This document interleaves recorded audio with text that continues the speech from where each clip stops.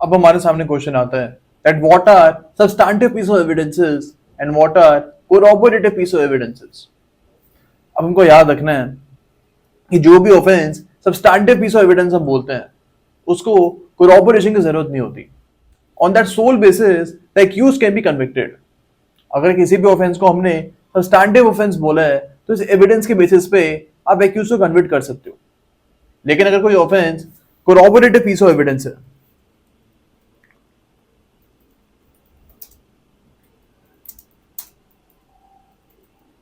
these type of evidences require some kind of corroboration from the substantive evidence।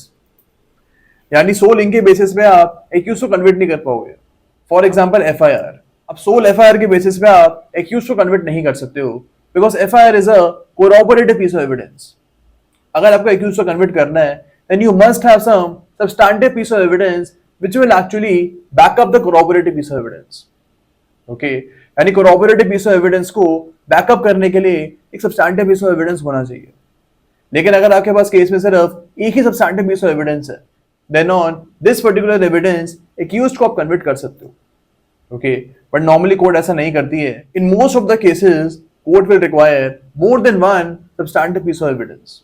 आपको एक और चीज याद रखनी है with respect to corroborative piece of evidence. इसको हम एफआईआर के एग्जांपल से समझते हैं। अब एफआईआर जो है ये इन्वेस्टिगेशन के टाइम पे रिकॉर्ड होती है। अब बाद में अगर ट्रायल के टाइम पे भी जो इन्फॉर्मेंट है यानी जिन्होंने एफआईआर को रिकॉर्ड करवाया है ये ट्रायल में भी आके सेम बात को रिपीट करते हैं।